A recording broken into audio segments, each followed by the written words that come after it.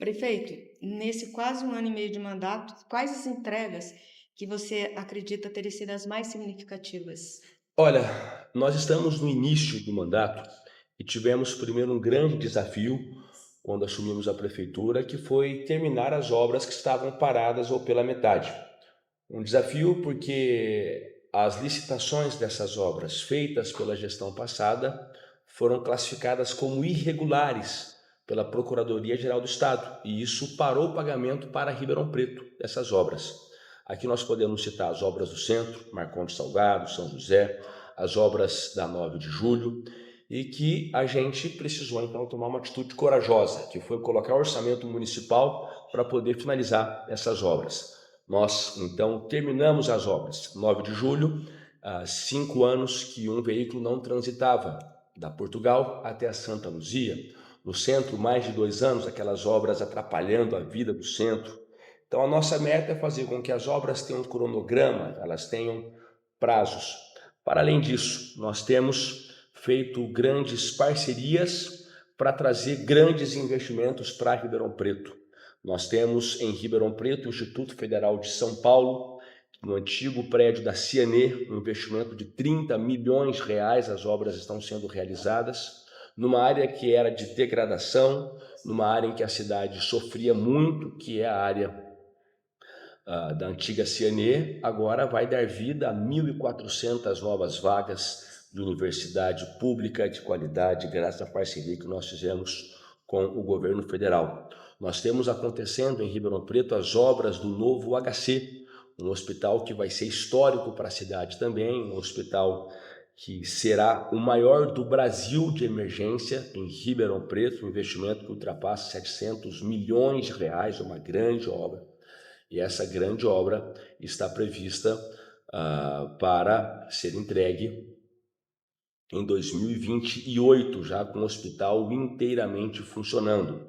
Nós temos o grande projeto do futuro e do presente de Ribeirão, que é a construção da Via Leste à Via Oeste, a Avenida do Tanquinho, que há muitos anos se fala na abertura dessa avenida, mais de 60 anos que Ribeirão discute isso, e a abertura da Avenida Rio Pardo também, e a interligação dessas duas vias passando pela Via Norte. Nós vamos rasgar a cidade com mais de 30 quilômetros de pavimentação nova, mais de 32 quilômetros de recapeamento, 92 quilômetros de calçadas acessíveis, 35 quilômetros de ciclovias, então algo que na história de Ribeirão nunca foi visto. Esse recurso já foi assinado pelo presidente da República, estamos na tramitação da Prefeitura com o Governo Nacional, com a Secretaria de Tesouro Nacional. Ainda não recebemos o dinheiro, estamos nessa tramitação, mas tudo aprovado já, inclusive, pela Câmara Municipal aqui da cidade. Então, essas são os grandes eixos de obras que nós estamos realizando em Ribeirão Preto, fruto de parcerias e fruto de tratativas da prefeitura com investimentos próprios. Agora, nós temos um arcabouço de novos projetos, de novas obras que dizem respeito ao dia a dia da cidade. Um deles é o Parque Rubens que há mais de 25 anos está lá, parado. Nós iniciamos a etapa 1 do Parque Rubens, um investimento de R$ 1 milhão nessa primeira etapa. Essa primeira etapa foi para limpar o Parque Rubens, milhares e milhares de toneladas de entulho, de lixo no interior do parque, deu um trabalho muito grande, e fazia a infraestrutura base, que é a base de onde serão as pistas para o caminhar. Essa é a fase 1. A fase 2 e a fase 3 vem numa licitação única, que a gente já está preparados com um projeto para colocar na praça essa licitação, que será um investimento aí que pode se aproximar de 20 milhões de reais. Estamos fechando dados do projeto para ainda neste semestre abrir a licitação, porque aí sim nós faremos um parque com as quadras poliesportivas, com a pista de atletismo, com parque, com tudo que o maior parque de toda a região de Ribeirão Preto, o Parque Ambiental Rubens vai poder oferecer para a região oeste. Nós abrimos o Parque Olhos d'Água, estava fechado por muitos anos também. Parque Olhos d'Água fechado por mero capricho dos governos que passaram, porque não tinha motivo. Não queriam fazer a manutenção mínima. Eu fiz a manutenção mínima, coloquei lâmpada, pintei as guias, coloquei o parque para funcionar, cortei o mato e abri. Diziam que era por conta das capivaras que ali não abria. Uma grande mentira. Uma grande mentira, eu fui apurar. Não havia nenhuma restrição de capivara nenhuma, até porque elas ficam soltas. Se houvesse restrição à capivara, ninguém poderia andar nas vias públicas ali próximas, porque elas ficam soltas.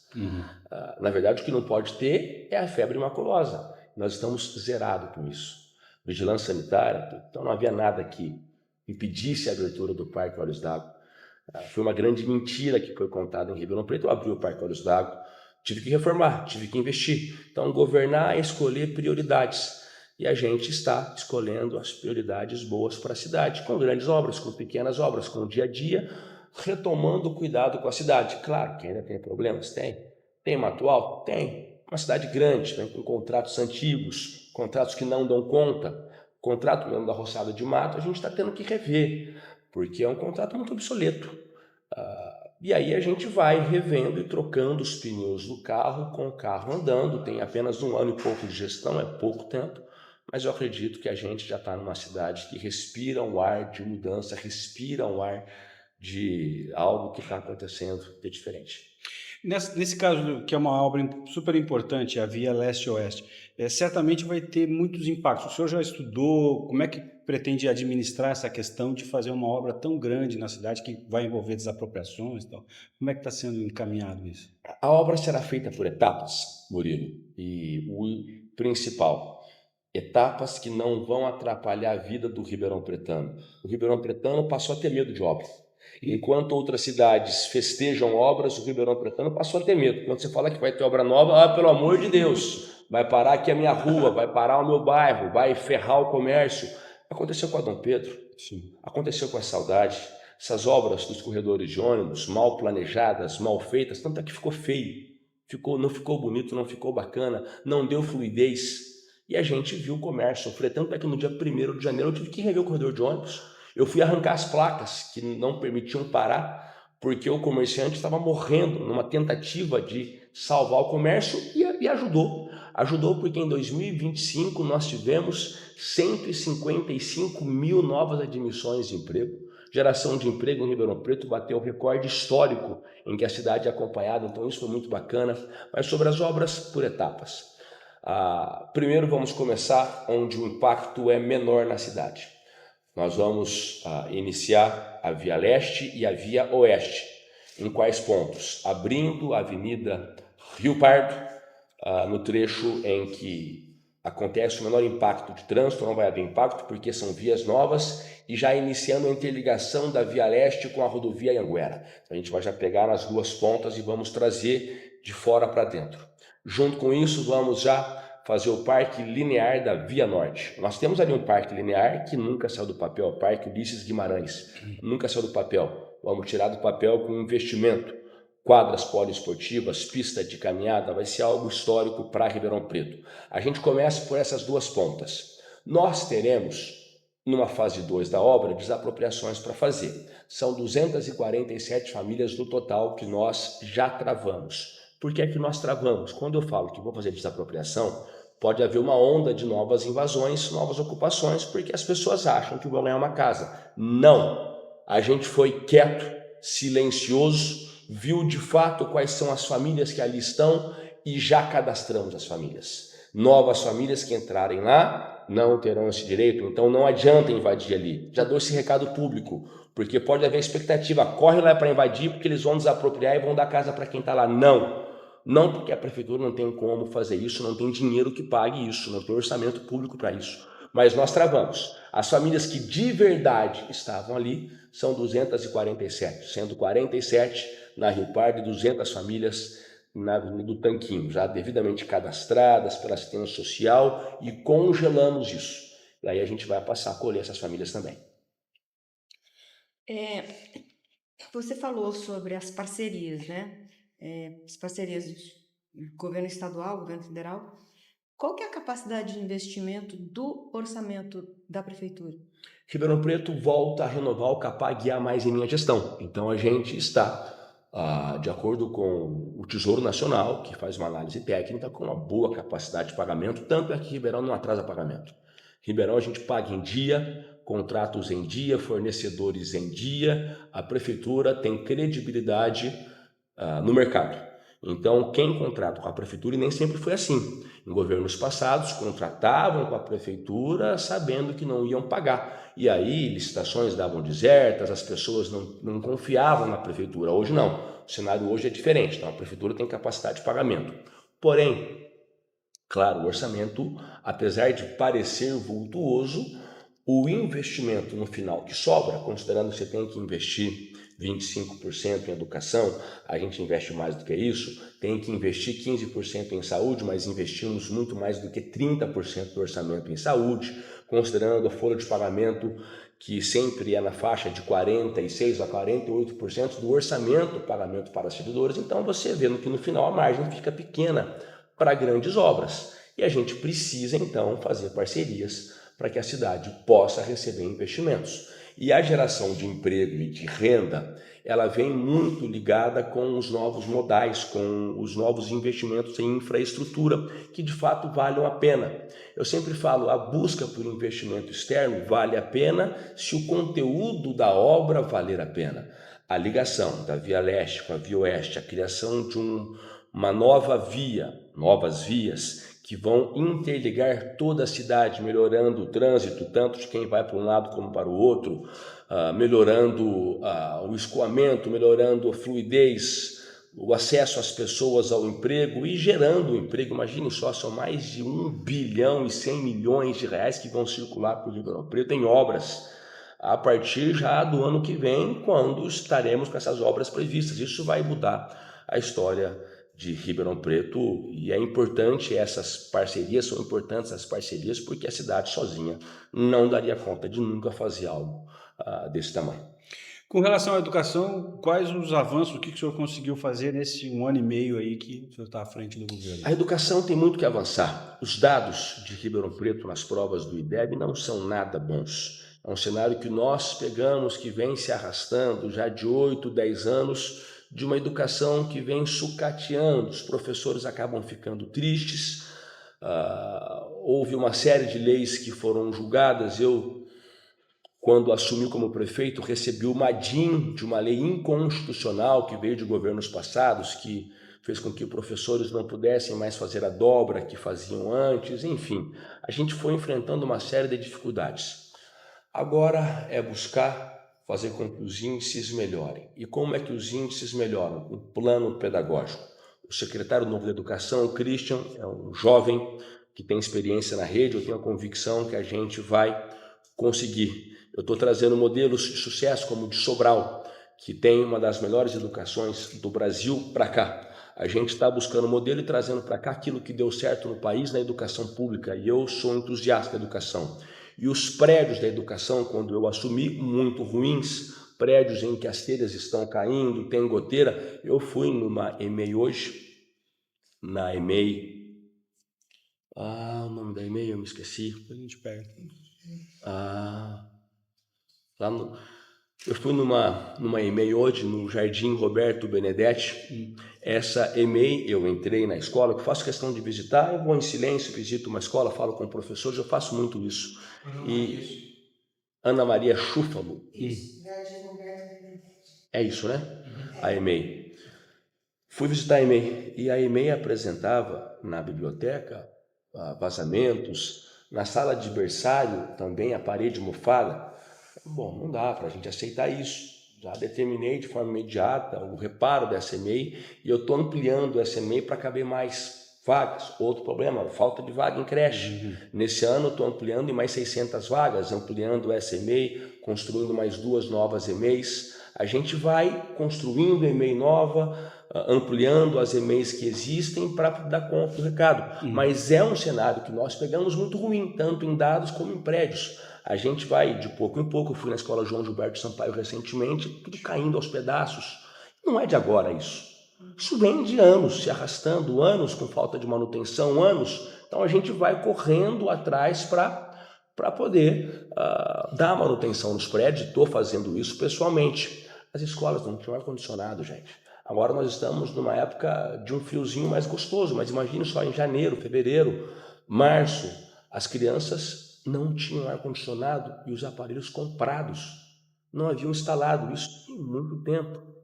Peraí, eu chamei os proprietários das empresas, falei, o que está acontecendo? Ah, CPFL, ligamos as pontas e ligamos. Não haverá escola mais em Ribeirão Preto sem ar-condicionado. Em minha gestão, não há mais. Claro que pode ter um problema esporádico numa escola, com um aparelho que quebra, e a gente vai lá e faz a manutenção, mas não há mais esse problema em Ribeirão Preto, porque nós estamos cercando. A gente vai cercando, a gente vai trocando os pneus do carro com o carro andando. A tua relação com a Câmara, quem é o líder do governo? Como é que você está acompanhando essas questões aí no Legislativo? A relação com a Câmara é muito boa, é uma relação republicana, de respeito à Câmara, de respeito aos vereadores. Eu tenho buscado sancionar sempre que posso os projetos de todos os vereadores, sem olhar a cor partidária, sem olhar a cor ideológica, atendendo a Câmara em seus anseios e respeitando a independência da Câmara. A Câmara deve fiscalizar, a Câmara deve acompanhar os atos do Executivo e a Câmara deve ajudar o governo também nos bons projetos, e é o que tem feito a Câmara de Ribeirão Preto. Uma relação muito boa. A questão da liderança de governo, nós teremos mais uma conversa com a Câmara. É um cargo que ele não é essencial, desde que os trabalhos estejam andando bem. E está andando bem. Eu falo em time que está ganhando, muitas vezes não se mexe de imediato, mas daqui a algum tempo a gente vai ter mais uma rodada de conversa com a Câmara para fazer uma nova nomeação de líder de governo, para que a cidade tenha estabilidade, mas podem ficar tranquilos que a cidade está no mais alto clima de estabilidade institucional. Isso é muito bom para a nossa cidade e para a democracia. Como é que está a questão do novo prédio da Câmara? Houve uma polêmica em relação à troca lá, né? Depois teve uma avaliação. O prédio da Câmara? Não, o prédio da Prefeitura, desculpa. Ah, tá.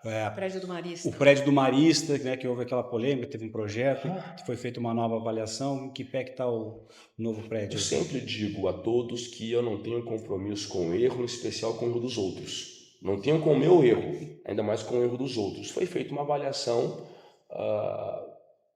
por um departamento da Prefeitura, que é composto de servidores, que não bateu com a avaliação do Cresce. O Cresce deu uma avaliação bem diferente. O que é que eu fiz? Espera aí, retiro o projeto. Retirei o projeto, refizemos o debate, pedi mais um novo laudo para esse setor da Prefeitura, que ele é indispensável, e mais um laudo para o Cresce. E aí nós tivemos uma similaridade, valores diferentes, mas a diferença no total daquilo que a cidade vai receber é similar. Então, agora nós temos 2 laudos que se completam e nós temos a tranquilidade para reenviar esse projeto para a Câmara. Eu estou em debate com os vereadores para entender o momento melhor, para que a gente possa estabelecer essa discussão numa relação republicana com a Câmara, mas eu acredito que em poucos dias poderemos ter novidade. Fato é que com essa nova avaliação do Marista, correta, o terreno da Prefeitura, ele está no valor nominal de 30 milhões a mais do que o prédio do Marista. Então, se o Marista for avançar com essa discussão, tem que pagar à Prefeitura pelo menos 30 milhões. Estamos nesse pé de discussão e acredito que será uma discussão muito frutífera e podemos ter novidades aí nos próximos dias. Mas se os valores se equivalerem, há uma intenção sua, então, de levar a sede da Prefeitura lá para o colégio? Ah, sim, porque nós temos a chance de ter um centro administrativo sem gastar nenhum centavo do dinheiro público. O governo passado queria construir um prédio com dinheiro de empréstimo de 200 milhões de reais, uma parte do Tesouro Nacional, mais de 70 milhões do Tesouro Nacional, do Tesouro Municipal, recursos que você paga de imposto, que as pessoas pagam de impostos, para construir um novo gabinete para o prefeito. Não faz sentido isso. Nós temos terrenos e podemos fazer permutas que não custam nada para o poder público, que não tiram dos cofres públicos nenhum centavo, para poder fazer algo. E nós temos um terreno ocioso e um prédio vivo, rico, que pode enriquecer, inclusive, o processo de retrofit do centro, de revitalização do centro, em toda a sua extensão. É uma parte mais alta, mas nós temos a parte mais baixa, e nós vamos ter o Sesc na 9, nós poderemos ter aí novidades também importantes. Estou debatendo com os proprietários do terreno da Antártica, para que ali possa ser ocupado por algum espaço da Prefeitura. Isso está avançando aqui na cidade, então a gente está olhando para o centro para fazer história. E acredito que se a gente colocar todos os departamentos da prefeitura num só lugar, além de economizar com aluguel, que a gente para de pagar aluguel para um montão de prédio por aí, a gente faz como se fosse um tipo de um poupa-tempo municipal, em que as pessoas têm todos os serviços municipais num só local. Então essa ideia de centro administrativo, estar no centro de Ribeirão, tem tudo a ver com o momento que nós passamos, com 170 anos de Ribeirão que estamos vivendo, esse ano, um momento histórico, e eu acredito que possa fazer muito sentido. Conecta, iluminação pública. Caso a Conecta não cumpra o acordo com o Ministério Público e continue acumulando aí os pedidos de manutenção em atraso, quais serão os próximos passos da Prefeitura em relação ao contrato? Da Prefeitura, nós já começamos um processo para romper com a Conecta. Romper com a Conecta. Eu acredito que é difícil manter a Conecta em Ribeirão Preto, porque esse contrato foi assinado pelo governo passado em Ribeirão Preto, péssimo de um contrato para a cidade. Por quê? Porque a empresa não cumpre. Se a empresa não cumpre, o contrato é péssimo. Se na prática as pessoas sofrem com a falta de lâmpada, é porque a situação é péssima, a escolha foi péssima, o processo foi péssimo. E essa Conecta, eu não vejo solução para ela que não seja expulsá-la de Ribeirão Preto. A não ser que haja uma troca muito profunda em sua composição, até societária, mas do jeito que está, eu vejo que as pessoas que ali estão não têm a condição para continuar em Ribeirão Preto, e eu caminho para expulsar, para retirar a Conecta de Ribeirão Preto. Agora, foi muito importante que o Ministério Público está também na jogada, porque eu vejo o Ministério Público como um órgão aliado nisso. Aliado. Mostrar para o Ministério Público os danos que a Conecta causou em Ribeirão Preto, os danos que as pessoas estão sofrendo, porque na prática elas culpam o prefeito. Prefeito, a minha rua não tem lâmpada, a gente cobra a Conecta não troca a lâmpada, deixa serviço em atraso, a gente notifica, tem processo para multa, tem processo para punição contra a Conecta, mas a punição que vai ter que acontecer mesmo é arrancá-los de Ribeirão Preto. Agora, a não ser que haja uma mudança estruturante na Conecta que possa convencer o prefeito e possa convencer o Ministério Público de que eles têm condições de continuar. Até agora, por mais que eles possam tentar se esforçar numa situação ou noutra, eu não vejo saída que não seja a destituição da Conecta de Ribeirão Preto, exceto se houver uma mudança estrutural muito grande, que ainda eu chego a duvidar. Com relação às mudanças do centro, o senhor até comentou a questão do poupa-tempo. O senhor tem algum encaminhamento? Falam que o poupa-tempo vai sair do centro, cogitaram até o Santa Úrsula? Não há essa definição ainda. O poupa-tempo ele está no novo shopping. Houve um desconforto quando o novo shopping passa a cobrar estacionamento. Porque é o seguinte, poupa-tempo no novo shopping tinha um sentido, a facilidade de gratuidade para as pessoas irem até lá. Porque o poupa-tempo no novo shopping, ele é bom para quem mora ali perto, para quem está na região leste. Agora, para quem está na região norte, significa 2 ônibus. Para quem está na região oeste, são 2 ônibus. Para quem está na região sul, são 2 ônibus. Então, e para quem vai de carro, está cobrando? Peraí. E a prefeitura paga aluguel ainda para o novo shopping? Peraí. Nós temos o grupo Multiplan, no centro, que estamos a 1 ônibus de qualquer bairro da cidade, 1 ônibus apenas. Quem está no Quintino vai com ônibus, quem está no Parque Ribeirão vai com ônibus, quem está na região leste vai com ônibus, quem está no Ribeirão Verde vai com ônibus para o centro. Estamos a 1 ônibus. E com o não pagamento de aluguel por parte da prefeitura. Essa é a proposta deles. Estamos avançando. Confesso que chama atenção. Acho que chamaria de vocês, se vocês estivessem sentados nessa cadeira, que temos um novo shopping que cobra aluguel da prefeitura, é um aluguel caro, e ainda além de cobrar aluguel, cobra do povo estacionamento. O shopping Santa Úrsula, que é onde seria o poupa-tempo, tem estacionamento. Mas cobra. O novo shopping também cobra. Então ficou elas por elas, ficou empatado esse critério. Para quem vai de carro, não vai enfrentar a dificuldade para parar no centro, porque tem estacionamento. E quem vai de carro no novo shopping tem que pagar também de forma obrigatória, porque senão vai parar 3 quilômetros de distância, não tem como, a pessoa vai pagar estacionamento também. Então, para quem vai de carro, ficou elas por elas. No centro, aproxima mais quem está de ônibus e de graça para a prefeitura não pagar aluguel. Isso chamou a atenção. Está pesando bastante, a gente está em análise avançada, mas não ainda a decisão final, porque a negociação ainda acontece. Como é que está o andamento das obras do novo Hospital das Clínicas? Estão avançadas. Nós já temos a fase 1 concluída, que é a fase de construção base do Hospital das Clínicas, investimento já realizado de 80 milhões de reais. A gente ampliou a base do hospital, porque nós recebemos um investimento agora de 700 milhões. Então, podemos fazer toda a base do hospital, aquilo que seria uma base pequena, com o hospital pronto com 80 milhões, agora ampliamos a base. E agora iniciamos a fase 2 do Hospital das Clínicas, investimento que ultrapassa 700 milhões de reais. Isso começa numa parceria, eu ainda era deputado federal quando iniciamos esse projeto com o governador, coloquei 30 milhões, o Tarcísio colocou 50 milhões, começamos então essa fase 1, que agora se concluiu, mas cresceu, eu me tornei prefeito de Ribeirão Preto, aí fizemos um acordo com a USP comprou os terrenos de onde está o HC e com esse dinheiro o governador então está aportando para Ribeirão Preto para que a gente possa então ter o sonho do maior hospital das clínicas do Brasil de emergência. O maior hospital do Brasil público de emergência vai ser em Ribeirão Preto, com o nosso novo HC, para 400 vagas. E o centro, onde é ocupado o prédio atual, já há uma proposta do próprio HC e da Secretaria de Estado da Saúde para que lá seja um hospital de oncologia. É um hospital de oncologia que vai ser muito importante para a cidade, para tratamento de casos de câncer. Então, Ribeirão, seguindo nessa vanguarda de referência de tecnologia e saúde.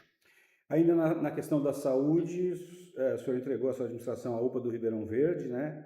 Está em andamento a do centro e aí teria mais um projeto da Zona Sul para construir a UPA? Tem sim, nós avançamos com as obras da UPA do Ribeirão Verde e já entregamos. Parece um hospital particular.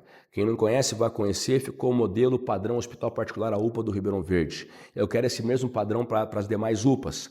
Agora eu estou fazendo a UPA do centro. O governo passado fechou a antiga OBDS Central, que era 24 horas. Eu estou reabrindo 24 horas lá, para que nós possamos ter no centro da cidade uma UPA 24 horas e no primeiro andar um centro de referência para mulher 24 horas também, com ginecologia, com ultrassom, com tomografia, com tudo. Uma UPA completa, típica, um típico hospital mesmo municipal para atender as pessoas, a nossa UPA central. E recentemente, como eu faço questão de ir pessoalmente nos prédios públicos, eu fui à UPA da Vila Virgínia, que é a UPA Sul. Péssimo prédio, péssimo prédio.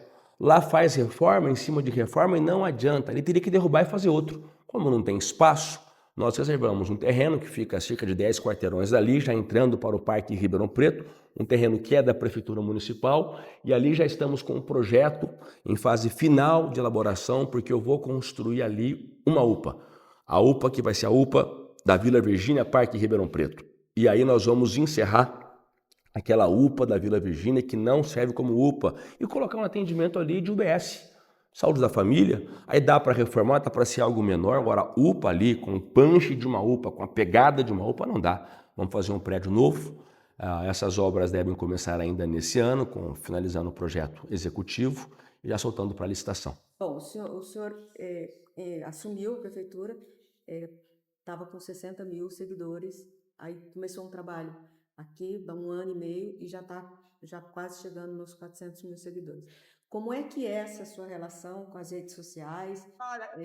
Como é que é para você essa sua relação com esse modelo de comunicação? Primeiro que o cargo de prefeito, ele me fez muito bem. Por que é que ele me fez muito bem? Porque me caiu a ficha que eu não preciso tentar ser alguma coisa que eu não sou. Quando eu exerci os cargos do Legislativo, Bel, eu falo isso com muita verdade, com muita sinceridade, até por aquele ambiente do Congresso Nacional Brasileiro, plenário, terno, eu passava uma ideia de algo que não era a minha essência. Um cara mais duro, mais turrão.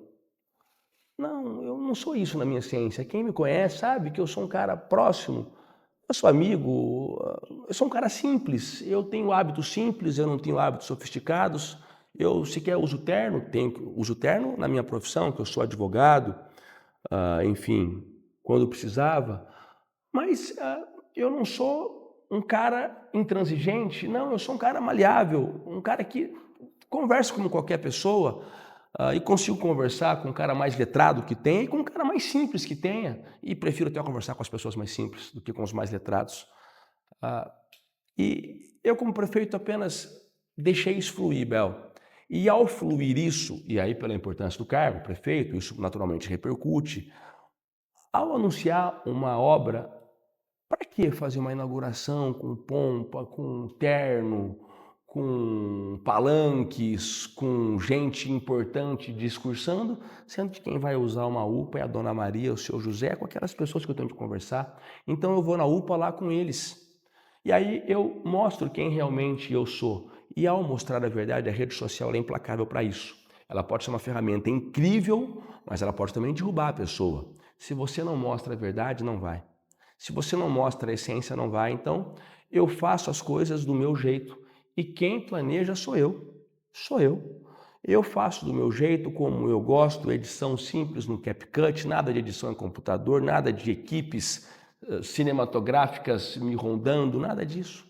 Nada disso. Então, é algo muito simples, muito caseiro, verdadeiro, dinâmico. Eu sou um cara que eu sou dinâmico, eu sou da rua, eu não saio da rua.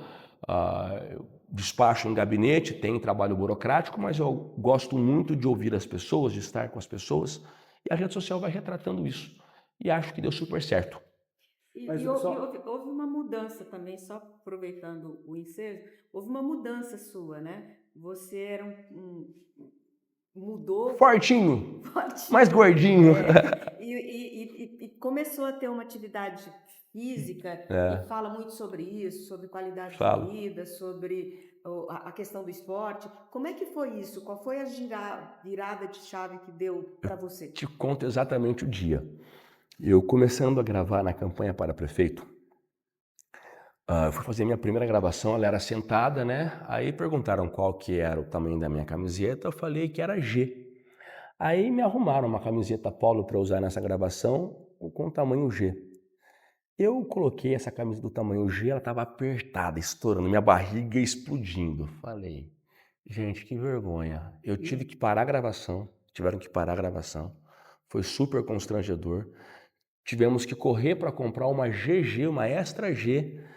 Nem a GG foi aquela XXG, para poder a minha barriga não ficar explodindo nela. Eu falei, eu tenho que tomar uma atitude na minha vida. Uma atitude na minha vida. Aí eu passei a segurar a alimentação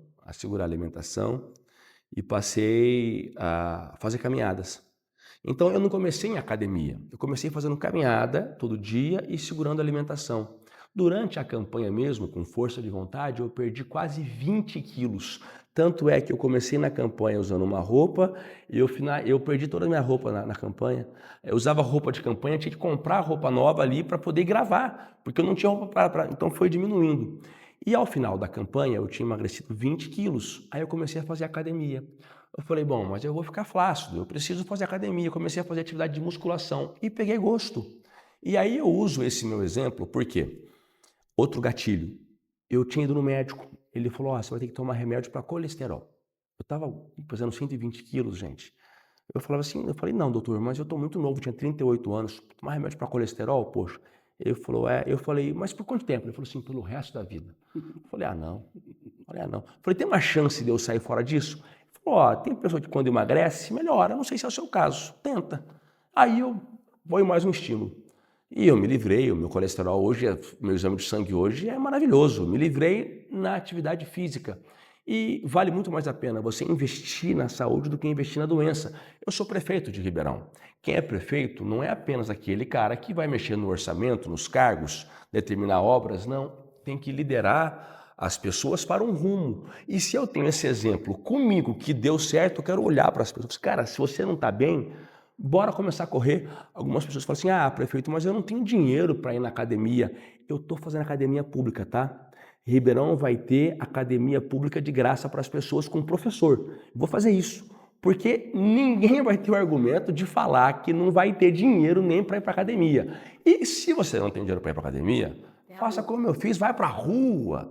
E, gente, eu vou dizer, mas eu não tenho tempo. Você não tem tempo para você, porque você não se colocou como prioridade. Quando você se colocar como prioridade, você vai ter tempo. Você pode trabalhar, você pode ter filhos, ter marido, ter esposa, mas você encontra o tempo para você. Meia hora no dia, 40 minutos no dia. Se você não tem tempo, é porque você não buscou esse tempo. Pode ser o trabalho que for. Pode ser a profissão mais árdua que for, mais difícil que for, é você se colocar como prioridade na sua vida. E é isso aí, eu quero chamar as pessoas a essa atenção, porque é muito bacana. E para a prefeitura também, como não sou nada bobo, vai ficar mais barato. É óbvio, é mais barato que as pessoas se cuidem. Eu não quero que você fique doente. Eu não quero que você vá na UPA. Eu não quero que ninguém vá na UPA. Eu não quero que vá uma ambulância te buscar aí, poxa. Eu quero que você vá correr para a academia, ser feliz, curtir família, esposa, marido, netos, filhos. Mas o senhor achou que o risco, porque as redes sociais, né, hoje são fonte de muita controvérsia, então, para um político ocupando um cargo de prefeito, o senhor achou que esse risco de se expor a administração, a sua vida na internet compensou pelo fato da internet ser tão polêmica, hoje ter tanta controvérsia? Sabe que as pessoas adoram uma polêmica, elas adoram uma confusão, mas elas não dão credibilidade à confusão. É incrível isso. Nem tudo que viraliza é positivo para quem viralizou. Então você vê páginas que vivem só da fofoca, de maldade, e eu assumo o governo de Ribeirão Preto com uma explosão dessas páginas. Gente surgindo de tudo que é lado, querendo xingar, querendo falar, querendo aparecer. Na verdade são pessoas que têm interesse em voto.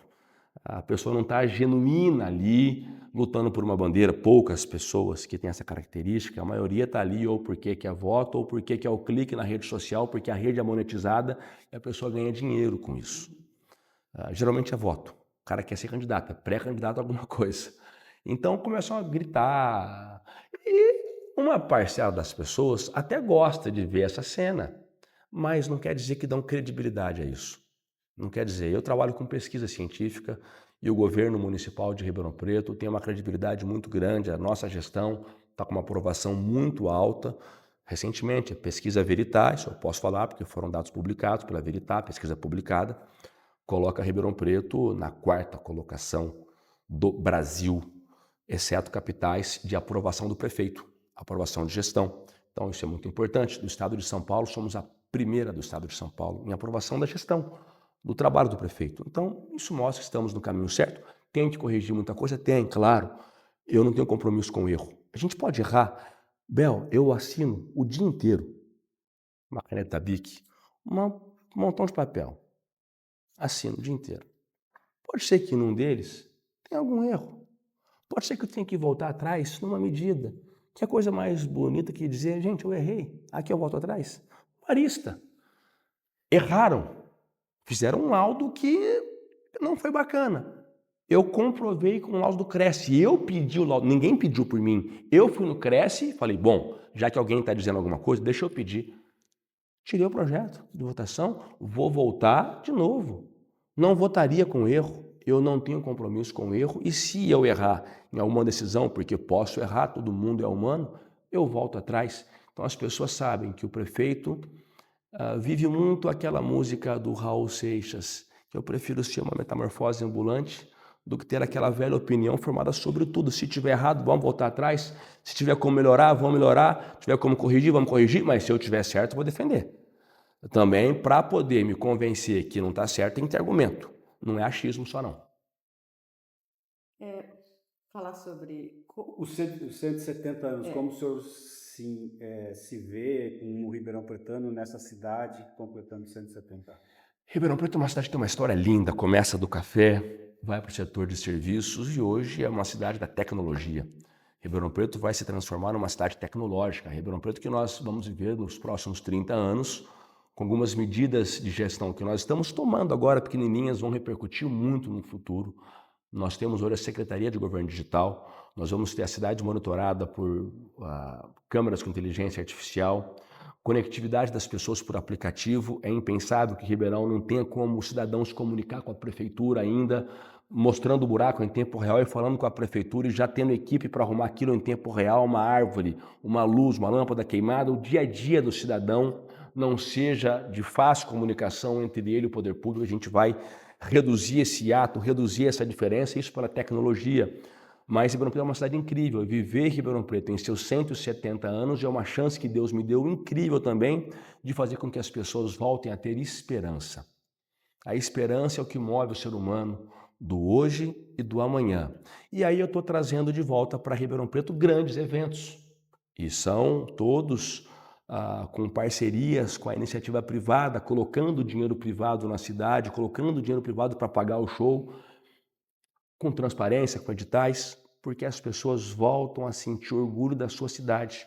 Esse orgulho de ser ribeirão-pretano, de morar numa cidade que é bem vista, que é benquista, que pode entregar aos seus moradores não apenas aquilo que é direito, saúde, educação, infraestrutura, saneamento, mas pode entregar o entretenimento, a vontade de viver. É muito sobre esse cuidar de você, cuidar da cidade, cuidar das pessoas.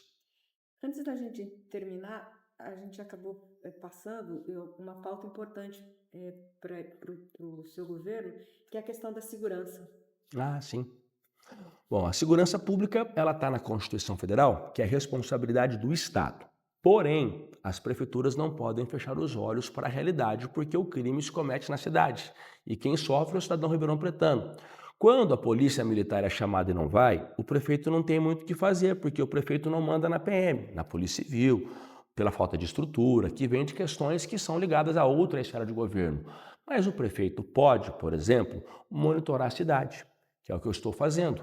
Então a gente vai fazer igual São Paulo fez, o Smart Ribeirão, que é o sistema de câmeras com inteligência artificial. Nenhum bandido procurado pela justiça vai ficar nas ruas de Ribeirão Preto sem ser identificado. Nenhum carro clonado, roubado, furtado vai andar pelas ruas da cidade sem ser identificado. O crime aconteceu numa região, vai ter uma câmera filmando com ligação com a nossa central e reconhecimento de ações por inteligência artificial, reconhecimento de fatos antecipando a polícia. Isso vai ser incrível para a cidade.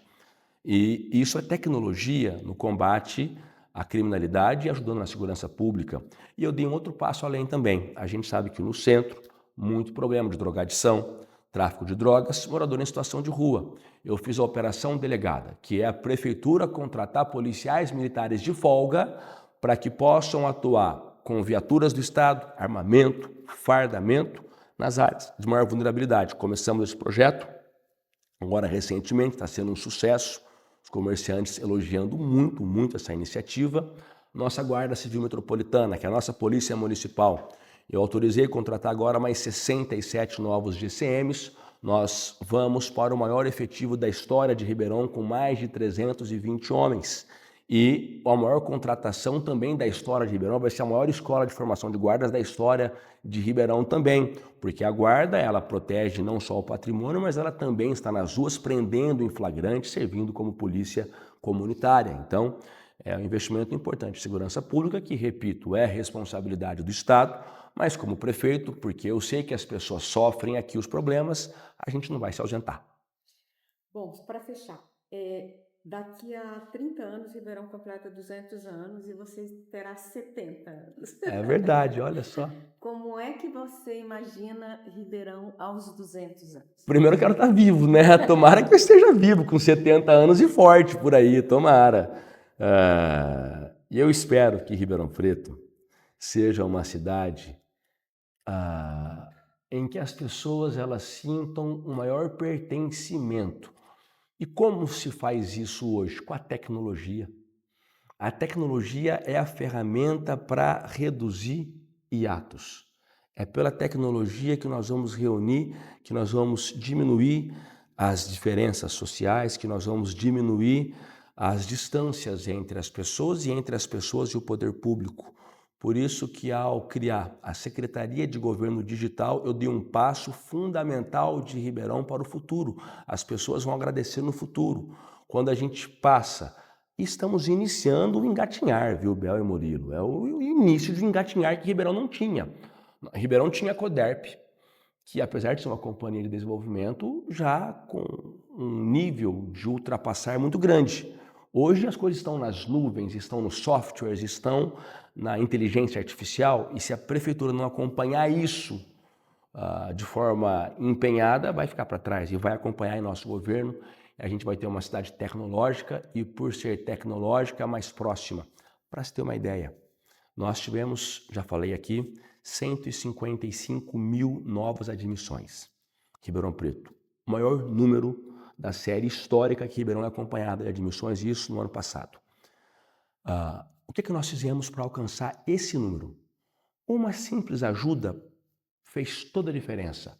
Nós fomos catalisadores, a prefeitura, das vagas nas empresas com as vagas disponíveis. E o concurso de formação voltado para a vocação de cada um deles, tanto em parceria com o governo do estado, como cursos nossos, como Funtec, Fundete, a gente foi capacitando mão de obra de jovens, de pessoas e entregando ao mercado de trabalho com feirões de emprego. Foram mais de 16 mil vagas nesses feirões que a gente catalisou, que a gente levou, porque a empresa quer contratar, não acha mão de obra. A mão de obra quer trabalhar, não acha empresa. É um negócio maluco, né? A gente juntou a fome com a vontade de comer, a gente deu um salto com uma questão simples, com um portal na internet, o Emprega Ribeirão. E foi super bacana, foi super legal. Então, é a tecnologia, ela gera emprego, ela gera saúde, cuidar mais on. Nós temos hoje o médico 24 horas para a pessoa que está passando mal. Eu já usei o serviço e funciona. Você pega o seu remédio, a receita, você faz tudo pelo Cuidar Mais On. Você não precisa ir na UPA se o seu estado de saúde não é tão grave. Ah, um resfriado, estou com dúvida, não estou muito bem, tal. Cuidar Mais On, internet, aplicativo, WhatsApp, resolve com o médico. Então isso é tecnologia, diminuindo o hiato na saúde. E o mesmo vai ser para a educação, o mesmo vai ser para a segurança. É a Ribeirão Tecnológica de 200 anos, mais próxima das pessoas que eu quero viver. Vou estar com 70 anos ali, vou estar bem, tomara, né? Tomara. Fazendo academia, vai. Tomara. Hoje, 70 anos é novo.